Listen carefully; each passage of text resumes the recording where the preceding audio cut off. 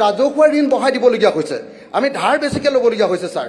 21-22 যি সময়ত আমাৰ ধাৰ আছিলে ছাৰ 14,896 কোটি টকা, সেই ধাৰ গৈ আমাৰ হিমন্ত বিশ্ব শৰ্মা চৰকাৰে ধাৰ ল'বলগীয়া হৈছে 30,673 কোটি টকা। ছাৰ, ধাৰৰ পৰিমাণ সাংঘাতিক বাঢ়ি গৈছে, কিন্তু কেন্দ্ৰীয় চৰকাৰৰ অনুদান আৰু ফাইনেন্স কমিশ্যনৰ যিটো অংশ, সেই অংশ ছাৰ কমি কমি গৈ আছে।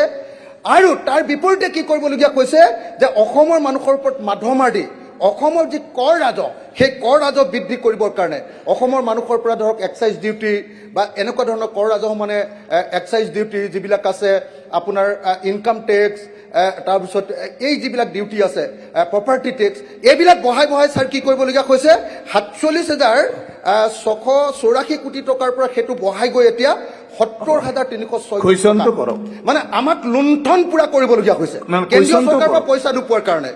এতিয়া মোৰ প্ৰশ্নটো হ'ল যে কেন্দ্ৰীয় চৰকাৰৰ পৰা একেই ডাবল ইঞ্জিনৰ চৰকাৰ থকাৰ পাছতো ৰাজ্য চৰকাৰে কিয় কেন্দ্ৰৰ পৰা টকা কমকৈ পাবলৈ ধৰিছে, আৰু সেইকাৰণে দিনে দিনে ঋণ বঢ়াবলগীয়া হৈছে নেকি? আৰু এই ঋণৰ পৰিমাণ যে ইমান বৃদ্ধি কৰিছে, ইমান যে ধাৰ ল'বলগীয়া হৈছে আৰু ইমান যে কৰৰ বোজা জাপি দিবলগীয়া হৈছে, তাৰ বিপৰীতে এই অৰ্থনীতিক আৰু অসমৰ ৰাজ্যৰ পক্ষত আনিবৰ কাৰণে এই চৰকাৰৰ কি কি ব্যৱস্থা হ'ব? Honourable minister. Honourable minister. অধ্যক্ষ ডাঙৰীয়া, মাননীয় সদস্য অখিল গগৈ ডাঙৰীয়াই যিটো কথা কৈছে যে সেইটো নহয় আচলতে, যে আমাৰ যিটো আমাৰ সেইটো নহয় মানে কি হয়? আৰে উত্তৰটো শুনি লওক না, লিখি থৈছে। আৰে এইকাৰণে তেখেতে কৈ আছে, পিছত ক'বা আপুনি, ছেকেণ্ড ছাপ্লিমেণ্টাৰী কৰিলে হ'ল। উত্তৰটো শুনক ন, আৰে উত্তৰটো শুনক না। অধ্যক্ষ ডাঙৰীয়া, যে মাননীয় অখিল গগৈ ডাঙৰীয়াই যিটো কথা কৈছে, তেখেতে শুনা অভ্যাস নাই, তেখেতৰ কোৱা অভ্যাস আছে। গতিকে শুনাৰ অভ্যাসটো থাকিব লাগে, কোৱাৰ অভ্যাসটো থাকিব লাগে। গতিকে আমাৰ কথাটো হ'ল যে আমাৰ এইটো কথা নহয় যে আমাৰ যিটো ৰেভিনিউ পজিশ্যন আজিৰ দিনটোত আমাৰ চৰকাৰৰ আমাৰ বৃদ্ধি হৈছে, আমাৰ যিটো আমাৰ GSDP সেইটো বৃদ্ধি হৈছে, আৰু GSDPটো বৃদ্ধি হ'ব মানে ছাৰ ৰেভিনিউ নহয় ছাৰ। আৰে উত্তৰটো ৰেভিনিউ কথা সুধি আছো মই, আপুনি ছেকেণ্ড ছাপ্লিমেণ্টাৰী ৰেভিনিউ কথা সুধি আছো না। আৰে মিনিষ্টাৰেহে জানিব, আৰু আপুনি মিনিষ্টাৰেহে জানিব। আপুনি আকৌ কুৱেশ্যন কৰিব পাৰিব, আপুনি শুনকচোন, চৰকাৰেহে জানিব। আচলতে আমাৰ অধ্যক্ষ ডাঙৰীয়া, যে ৰেভিনিউ পজিশ্যনটো আমাৰ 2022-23 চনৰ পিছত ৰেভিনিউ ৰিচিভ পজিশ্যনটো আমাৰ ৰাজ্যখনৰ ভাল হৈছে। আৰু আমাৰ এটা কথা আছে যে 15 ফাইনেন্স কমিশ্যনৰ আমাৰ যিটো ডিভলিউশ্যনৰ কথাটো কৈছে, গতিকে সেই 15 ফাইনেন্সত আমাৰ ৰেভিনিউ ডেফিচিট যিটো আছিল, সেই ৰেভিনিউ ডিফিচিট তেখেতৰ যিটো আপত্তি কৰিছে তেখেতে, যে ৰেভিনিউ ডেফিচিটৰ দুটা ইনষ্টলমেণ্ট আমি তাতে পোৱা নাই, কিন্তু 16 ফাইনেন্স কমিশ্যনত এইবাৰ এই গোটেইখিনি ব্যৱস্থা কৰা হৈছে। আৰু দ্বিতীয় কথাটো মোৰ প্ৰশ্নটো তেখেতে বুজি পোৱা নাই ছাৰ, আপুনি পিছত শুনিব পাৰিব। বুজি পাই মই উত্তৰটো দি আছো। আৰু কথাটো আৰু যদি ভালকে বুজাই দিব লাগে, মই ফাইনেন্সৰ কথাটো মই ভালকে বুজাই দিব পাৰো, যদি সময় অধ্যক্ষ ডাঙৰীয়া যদি আপুনি অধ্যক্ষ ডাঙৰীয়া যদি মোক আপুনি সময় দিয়ে, মই ফাইনেন্সিয়েল গোটেই মই ভালকে বুজাই দিব নালাগে। আৰু আপোনাৰ কেন্দ্ৰৰ অনুদান কমিছে, সেইটোহে কথা। কেলে কমিছে সেইটো কওক, কেন্দ্ৰৰ অনুদান কেলে কমিছে আপোনাৰ? কেলে কমিছে কেন্দ্ৰৰ অনুদানটো কমা নাই, কমিছে দিছে এখন। তেতিয়াহ'লে কেলে মিছা কথাটো দিছে? তেতিয়াহ'লে কমা নাই যদি কেলে দিলে এখন, উল্টা এখন কেলে দিলে? 21-22 30,000 আছিলে, আৰু এতিয়া গৈ পেলাই 24-25 আপুনি একো বুজি নাপায় যদি বেলেগক মাতক, বেলেগক দিয়ক উত্তৰ দিবলৈ। ছাৰ বুজিয়ে নাপায় তেখেতে। কেলে কমিছে সেইটো কওক। অধ্যক্ষ ডাঙৰীয়া, যে মই ক'লো যে আমাৰ ৰেভিনিউ ডেফিচিট যিটো আছিল সেইটো আমি নাপালো, মই সেইটোৱে ক'লো। ৰেভিনিউ ৰেভিনিউ ডেফিচিটত আমি 15 ফাইনেন্সত দুটা আমি ইনষ্টলমেণ্ট নাপালো। নোপোৱাৰ কাৰণে আপুনি দেখিছে যে আমাৰ কেন্দ্ৰৰ পৰা অহা যিখিনি পইচা, তাৰে দুটা ইনষ্টলমেণ্ট নোপোৱাৰ কাৰণে আমি অসুবিধাটো হৈছে। গতিকে ৰেভিনিউ ডেফিচিটৰ পইচা কেন্দ্ৰই আমাক দিয়া নাই, আমাৰ যিটো ইনষ্টলমেণ্ট দিব লাগে দিয়া নাই। বিজেপি চৰকাৰে নৰেন্দ্ৰ মোদীয়ে আমাক ইনষ্টলমেণ্ট দিয়া নাই, কেন্দ্ৰীয় চৰকাৰে দিবলগীয়া টকা দিয়া নাই। সেইটো আপুনি কৈছে হয়নে নহয়? সেইটো কথা আপুনি সেইটো কৈছে, আপুনি সেইটো কৈছেতো। প্লিজ ৰিপ্লাই দিবলৈ দিয়ক। প্লিজ সেইটো record please honourable members please sit কেন্দ্ৰৰ ডাউন। অনুদান সেইটো ৰেকৰ্ড Please sit down. যে নৰেন্দ্ৰ মোদীয়ে আমাক 2টা ইনষ্টলমেণ্ট দিয়া নাই। আপোনাৰ কুৱেশ্যন আপুনি ছাপ্লিমেণ্টাৰী পাব, ৰিপ্লাইটো এটা এটা শেষ কৰিবলৈ দিয়ক প্লিজ অনাৰেবল মনোহৰ। গতিকে অধ্যক্ষ ডাঙৰীয়া যে আমাৰ আমাৰ কেন্দ্ৰৰ পৰা অহা অনুদান আমাৰ কমা নাই, আৰু বাৰে বাৰে অখিল গগৈ ডাঙৰীয়াই যিটো কথা কৈ আছে যে আমি সেইকাৰণে আমি ঋণ ল'ব লগা হৈছে, কিবা ল'ব লাগিছে, যে ঋণটো যেতিয়া ল'ব তেতিয়াহ'লে আপুনি ভুল তথ্য দিছে, Please. ইয়াত দেখুৱাই দিছে নাই অনুদান Please. কমিছে বুলি দেখুৱাই দিছে ছাৰ। আপুনি ছাপ্লিমেণ্টাৰী ছাৰ ইয়াত দি আছে। হৈ গ'ল। ইয়াত কেটাগৰী গিলি আছে, কেন্দ্ৰৰ অনুদান কমিছে। আপুনি চাওক লিষ্টখন চাওক, আপোনালোকে দিয়া লিষ্টখন চাওক। কেন্দ্ৰৰ অনুদান আপোনাৰ 21-22 30,000 কোটি টকা আছে, 30,326। আপোনাৰ 22-23 কিমান হৈছে? 29,000। তাৰপিছত 23-24 কিমান হৈছে? 22,000। কমিছে নে নাই? 30 আৰু 22 একে নেকি? আপুনি 30 আৰু 22 একে নেকি? Please. অধ্যক্ষ ডাঙৰীয়া এক মিনিট। অধ্যক্ষ ডাঙৰীয়া আমাৰ আজিৰ দিনটোত অধ্যক্ষ ডাঙৰীয়া যে আমাৰ GSDP বাঢ়িছে, আৰু অধ্যক্ষ ডাঙৰীয়া আপুনি এক মিনিট মই কৈ আছো। অধ্যক্ষ ডাঙৰীয়া আপুনি শব্দকেইটাৰ অৰ্থ জানেনে নাই বাৰু? শব্দকেইটা আপোনাক ৰেভিনিউ ৰিচিভ কৈ আছো আমি, ৰেভিনিউ অখিল ৰিচিভ গগৈ। ক'ৰ পৰা কিমান পইচা আহিছে অখিল সেইটো গগৈ। সুধি আছো। কেন্দ্ৰৰ অনুদান 30,000 কোটি টকাৰ পৰা 21,000 কোটি টকা হৈ গ'ল। এইটো মোদীৰ মৰম নহয় জানো অসমৰ প্ৰতি? এইটো মোদীৰ মৰম। আছে মানে ফাইনেন্স কমিছনৰ Please. টকা, ফাইনেন্স কমিছনৰ টকা 4,000 কোটি টকাৰ পৰা 1,000 কোটি টকা হ'ল। এইটো মোদীৰ মৰম নহয় জানো? আপুনি বুজি পাইছেনে নাই কথাটো? উত্তৰ দিবলৈ যে আহিছে, বুজি পাইছেনে নাই কথাটো? প্লিজ অধ্যক্ষ ডাঙৰীয়া হ'ব। অধ্যক্ষ ডাঙৰীয়া যে আমাৰ কেন্দ্ৰৰ ফালৰ পৰা অহা 15 ফাইনেন্সৰ আমি মানে যিটো ৰেভিনিউ ডেফিচিট, তাই 2টা গ্ৰাণ্ট আমি পোৱা নাই, কিন্তু 16 নহয় 2টা সেইটো ৰেকৰ্ড হওক, সেইটো ৰেকৰ্ড হওক যে 2টা ইনষ্টলমেণ্ট মোদীয়ে আমাক টকা দিয়া নাই, কেন্দ্ৰই আমাক টকা দিয়া নাই, এইটো ৰেকৰ্ড কৰিব লাগে। সেইটো ৰেকৰ্ড কৰক। সদায় কৈ থাকে ছাৰ। আপোনালোকে পোৱা নাই, অধ্যক্ষ ডাঙৰীয়া বহকচোন দিয়া নাই আপোনালোকে। ছাৰ পইচা দিয়া নাই আমাক, Honorable member, ছাৰ please. পইচা দিয়া নাই। আমাৰ সকলো বিৰোধী পক্ষ উঠিব লাগে এইটো কথাত। স্যাৰ দিছে অধ্যক্ষ ডাঙৰীয়া ছাৰ বিজেপিয়ে পইচা দিয়া নাই, ছাৰ অধ্যক্ষ ডাঙৰীয়া বিজেপিয়ে পইচা দিয়া নাই। দিছে কৈছো না দিছে অধ্যক্ষ দিছে স্যার ইকোনমিক পজিশন ভালো আছে মন্ত্ৰী ক'ব দিয়ক, দুজন মন্ত্ৰীয়ে কেনেকে ক'ব ছাৰ একে সময়ত? কেন্দ্ৰীয় চৰকাৰে পইচা দিয়া নাই। আৰু তাৰ প্ৰশ্নৰ উত্তৰ দিব লাগে, যিটো প্ৰশ্ন কৰিছে সেইটোৰ উত্তৰ দিব লাগে। স্বীকাৰ কৰিছে যে কেন্দ্ৰই পইচা দিয়া নাই, মানে কেন্দ্ৰই আমাক অৱমাননা কৰি আছে। অসমবাসীক উত্তৰটো দিবলৈ দিয়ক। আপোনালোকনো গোটেইকেইটা কেলে উঠিছে? Sir Honorable member, please. চকুৰে চাইছে, কেন্দ্ৰই আমাক মাহিয়াই চকুৰে চাইছে। এইটো মন্ত্ৰীৰ কথা আপুনি তত্ত্বটো দিয়ক। যে অসমবাসীক কেন্দ্ৰীয় চৰকাৰে মাহিয়াই দৃষ্টিৰে চাই আমাক বঞ্চিত কৰে, এই কথাটো স্পষ্ট। One by one, বহুত কথা আছিলে। অধ্যক্ষ ডাঙৰীয়া কেন্দ্ৰৰ পৰা পোৱা Please. Please. অধ্যক্ষ ডাঙৰীয়া যে আমাৰ ৰাজ্যখনত ৰেভিনিউ পজিশ্যন ইম্প্ৰুভ হৈছে, আৰু ইম্প্ৰুভ হোৱাৰ কাৰণে আমাৰ এই ৰেভিনিউ ইম্প্ৰুভ হৈছে, আৰু ধাৰ বেছি লৈছে, আপোনালোকে ধাৰ বেছি লৈছে। দুখীয়া ক'বলৈ দিয়ে। টকাৰ পৰা 30,000 কোটি টকা ধাৰ হৈছে। Question number 4 over. নালাগে আৰু। স্যাৰ মই এটা কথা কম স্যাৰ কম কিমানটা সাপ্লিমেণ্টাৰী কৰিলে? স্যাৰ 1 মিনিট সময় দিব লাগে নালাগে, হৈছে আৰু। হয়, হৈছে। Question number 4. জপিয়াই ডেইলি লোনৰ কথা কৈ থাকে। Question number 5. তেখেতলোকৰ আদৰ্শ সাপ্লিমেণ্টাৰী ইমানটা সাপ্লিমেণ্টাৰী কৰিলে। No, time না, না, is- ছাৰ, না, না, No, second আপুনি supplementary কেনেকৈ হৈ গ'ল আপোনাৰ question? স্যাৰ লোনৰ আপুনি কথা যে বাৰে কৈ বাৰে থাকে প্ৰশ্ন কৰি আছে। Sir please No. Second supplementary. Question Second number 5. supplementary, sir. Second supplementary, sir.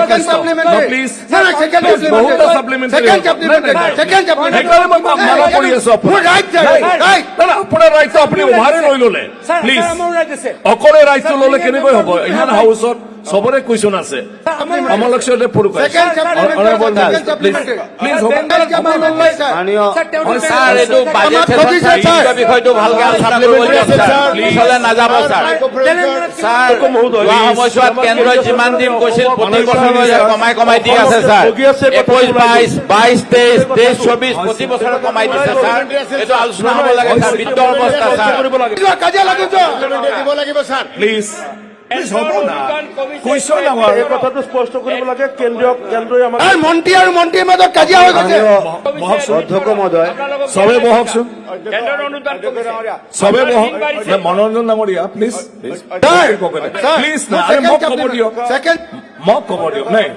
অধ্যক্ষ ডাঙৰীয়া second supplementary. বহকচোন এক মিনিট অধ্যক্ষ নাই নাই বহকচোন যে অধ্যক্ষ ডাঙৰীয়া এক মিনিট যে যোৱা নাই নাই মই কৈ আছো প্লিজ এইটো কুৱেশ্যন আৱাৰ এইটো নট ডিবেট মোৰ দ্বিতীয় ছাপ্লিমেণ্টাৰীটো খালি মন্ত্ৰী ডাঙৰীয়াই ক'লে আপুনি টু দা পইণ্ট কুৱেশ্যনটো কৰক না কুৱেশ্যনটো কৈছো অ কুৱেশ্যন কৰক মন্ত্ৰী ডাঙৰীয়াই ক'লে যে এতিয়া কেন্দ্ৰীয় চৰকাৰে আমাক ঋণ লোৱাৰ সুবিধা দিলে কেন্দ্ৰীয় অনুদান আৰু ফাইনেন্স কমিশ্যনৰ পইচা কমাই আমাক ঋণ ল'বৰ কাৰণে সুবিধা কৰি দিছে নৰেন্দ্ৰ মোদীয়ে সেইটো হয় এতিয়া দ্বিতীয় বস্তুটো হ'ল ছাৰ মেইন প্ৰশ্নটো ছাৰ মোক প্ৰশ্নটো কৰিব দিয়ক ছাৰ নাই নাই আপুনি ৰিপ্লাই কৰিলে প্ৰশ্নটো শুনিবলৈ দিয়ক স্যাৰ আগতে প্ৰশ্নটো হৈ লওক মোৰ দ্বিতীয় প্ৰশ্নটো আছিলে যে অসম চৰকাৰৰ মুঠ হিতাধিকাৰী আঁচনি কেইখন ইয়াত মোক উত্তৰ দিয়া নাই কৈছে যে আমি ডিপাৰ্টমেণ্টবিলাকক সুধিছোঁ মই আশা কৰোঁ ইয়াত মুঠ হিতাধিকাৰীৰ সংখ্যা আৰু প্ৰতি বছৰে হিতাধিকাৰী আঁচনিত কিমান টকা খৰচ হয়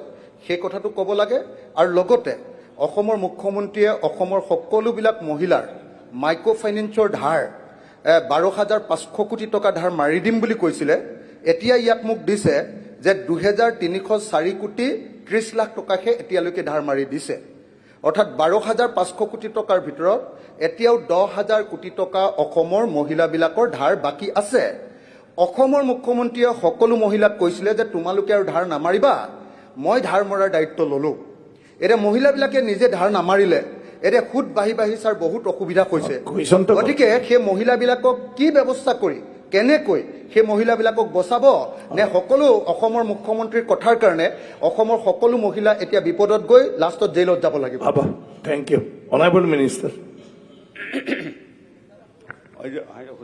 অধ্যক্ষ ডাঙৰীয়া দুটা কথা মাননীয় সদস্য কৈ আছোঁ আপুনি হিতাধিকাৰীটো পিছত আনিছে তাৰ আগত এটা আনিছে নহয় গতিকে হিতাধিকাৰীটো কৈ আছোঁ অধ্যক্ষ ডাঙৰীয়া যে আমাৰ যিটো আমাৰ কৈছে যে আমাক লোন লোৱাৰ সুবিধা কৰিছে মোদী চৰকাৰে সেইটো নহয় আমাৰ GSDP বাঢ়িছে আৰু আমাৰ GSDP বাঢ়াৰ কাৰণে গভৰ্ণমেণ্ট অফ ইণ্ডিয়াই GSDP ডেট যিটো ৰেচিঅ' সেই ৰেচিঅ'টো মই বাৰে বাৰে কৈ আছোঁ যে সেই ৰেচিঅ'টো আমাৰ 32% আমাৰ আজিৰ দিনটোত আমি পাৰোঁ কিন্তু আমি মাত্ৰ 22.2% আমি ঋণ আপোনালোকে আৰু ধাৰ ল'ব সেইটো কথাই কৈছে নহয় জানো আৰু লওক আমি কৈ দিছো ন আমি পাছ কৰি দিছো আপোনালোকে লওক অখিল গগৈ ডাঙৰীয়া ধান নলওঁ এটা কথা আপোনাক স্পষ্ট এক মিনিট আপোনাক এটা কথা মই স্পষ্টভাৱে কৈ দিওঁ যে অসম চৰকাৰ আজি বেলেগৰ মুখাপেক্ষী নহয় GSDP গ্ৰোথ ইমান বাঢ়িছে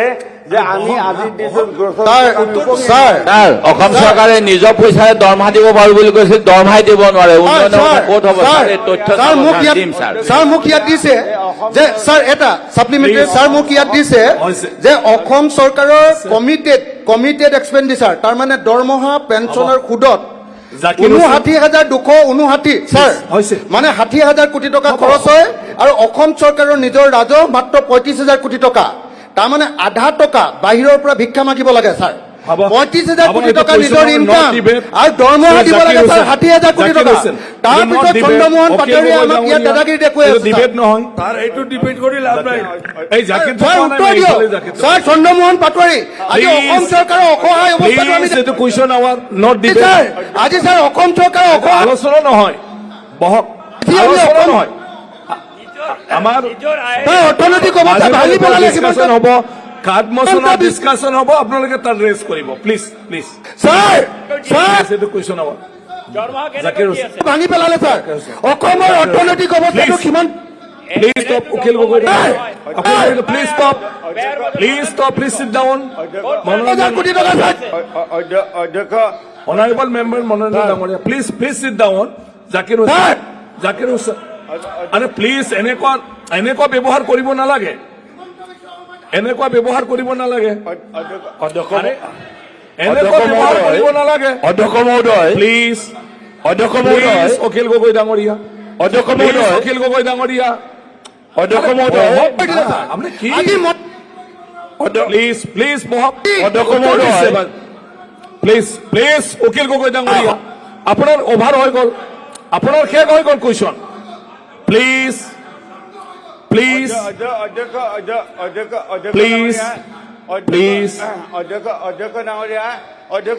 সদন যদি তেনেকুৱা চলে কেনেকৈ হ'ব? সদন যদি তেনেকুৱা চলে, অকলে কৈ থাকে, কাকো ক'বলৈ নিদিয়ে, কাকো ক'বলৈ কেনেকৈ হ'ব? শেষ কৰি দিলে হিমন্ত আৰে অখিল গগৈৰ মাইক অৰ্থনীতি ধ্বংস কৰি দিলে হিমন্ত বিশ্বই, অৰ্থনীতি ধ্বংস। হ'ব, তৰ্ক কৰিব এইটো কুৱেশ্যন অখিল গগৈ কংগ্ৰেছৰ ভৰি ধৰা কংগ্ৰেছৰ প্লিজ হিমাচলত 39%, কেৰালাত ৰাহুল টানিব নালাগে ছাৰ, ৰাহুল গান্ধী আৰু প্ৰিয়ংকা গান্ধীয়ে চৰকাৰৰ কথা হৈ আছে ছাৰ, 10 বছৰ নাটানিব ছাৰ। কংগ্ৰেছৰ ভৰি আমাৰ ধৰি question আছে, ছাৰ। যিটো পাৰ্টিৰ কৈ আছে কংগ্ৰেছৰ কথা কিয় আনি আছে ছাৰ? কংগ্ৰেছে চৰকাৰ চলোৱা নাই ছাৰ। কেৰালাত 36%, কেৰালাত 39%, পাঞ্জাৱৰে আপোনাৰ কেজৰিৱাল পাঞ্জাৱ এতিয়া নিজৰ পইচাৰে দৰমহাই দিব নোৱাৰে, ক'ত উন্নয়ন কৰিব ছাৰ? এইখন ছাৰ তথ্য দিম ছাৰ কেইবা বছৰৰ। তাৰ অৰ্থনীতি শেষ কৰি দিলে হিমন্ত বিশ্ব, যদি ইমানেই বাঢ়িছে অৰ্থনীতি শেষ কৰি দিলে। আপোনাৰ কেজৰিৱালে পাঞ্জাৱে কৈ তোমালোকে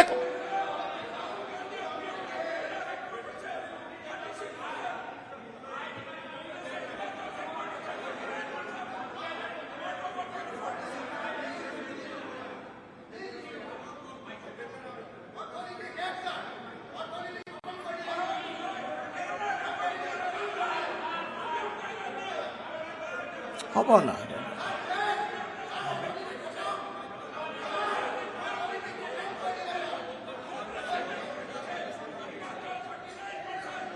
কণ্ঠ ৰোধ কৰি নিদিব ছাৰ। ইকুৱেল ডেভেলপমেণ্ট হোৱা নাই, ছাৰ ঋণ লৈছে ঠিকেই, ছাৰ, ইকুৱেল ডেভেলপমেণ্ট হোৱা নাই।